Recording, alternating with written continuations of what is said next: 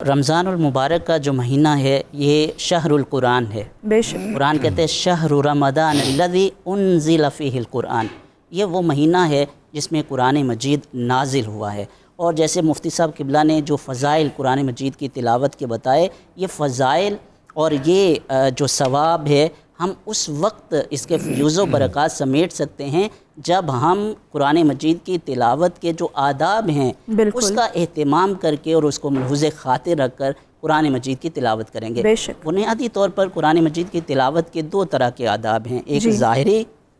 آداب ہیں اور دوسرے باطنی آداب ہیں۔ ظاہری آداب جو ہیں اس میں پہلا ادب یہ ہے کہ قرآن مجید کی تلاوت کرنے سے پہلے طہارت کا اہتمام کیا جائے۔ درست۔ اور یہ طہارت جسم کی طہارت بھی ہے، کپڑوں کی طہارت ہے، اور جس جگہ آپ قرآن مجید کی بیٹھ کر تلاوت کریں گے اس کی طہارت بھی ہے۔ قرآن مجید میں ہے لا یمسہ الا المطہرون تنزیل من رب العالمین، یہ وہ قرآن مجید ہے کہ جس کو طاہر اور پاک لوگ ہی چھوتے ہیں، سبحان اللہ، اور یہ رب العالمین کی طرف سے اتاری ہوئی کتاب ہے۔ دوسرا جو ادب ہے وہ یہ ہے کہ اس کو خوب ٹھہر کر اطمینان کے ساتھ اس کی تلاوت کی جائے۔ قرآن مجید میں ہے وَرَتِّلِ الْقُرْآنَ تَرْتِيلًا، اس کو خوب ٹھہر کر اطمینان کے ساتھ اس کی تلاوت کریں۔ اور تیسرا جو اس کا ادب ہے اور وہ بہت امپورٹنٹ ہے اس اعتبار سے کہ حضور علیہ الصلوۃ والسلام کی قرات جو صحابہ اکرام بتاتے ہیں کہ حضور علیہ الصلوۃ والسلام قرآن مجید کی تلاوت کیسے کیا کرتے تھے، اس میں سیدہ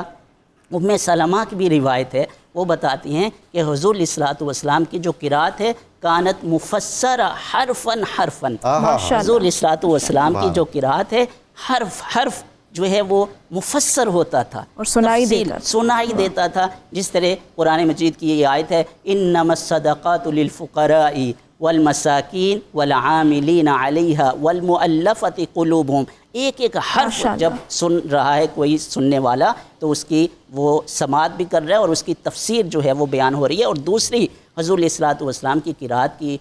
جو صورت تھی وہ کانت قراءتہ بالتحزین، حزن کے ساتھ، یعنی قرآن مجید کے وہ مقامات جہاں پر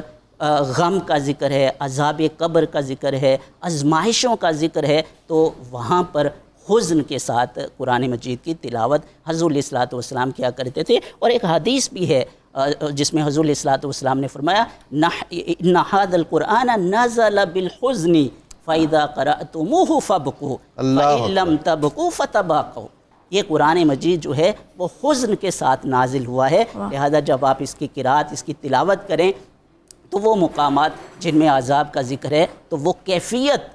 تلاوت کے دوران وہ آنی چاہیے۔ اور نظامی صاحب سے بہتر اس کو کوئی نہیں جان سکتا کہ کسی بھی زبان کی جو خوبصورتی ہے وہ اس کی ادائیگی حسن کے اندر مضمر ہوتی ہے، اور جو زبان کا لب و لہجہ اور اس کا انداز ہے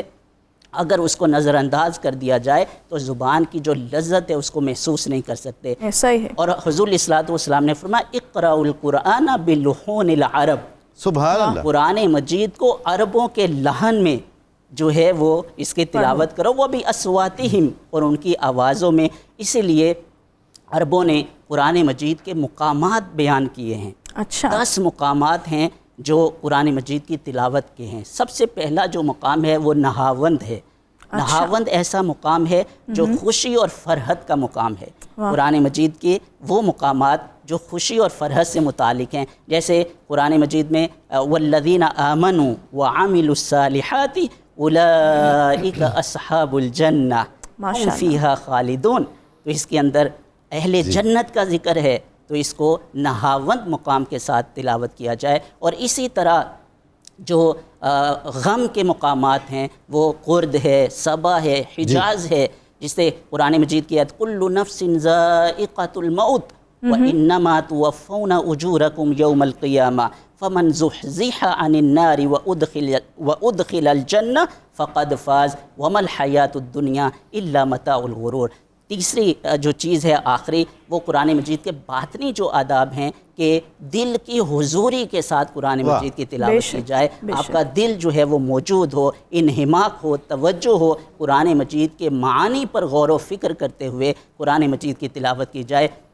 پھر آپ قرآن مجید کے فیوز و برکات اور اس کی برکات اور اس کے فضائل اور اس کی نیکیوں کو اور ثواب کو اور اجر کو سمیٹ سکتے ہیں۔ بہت خوب۔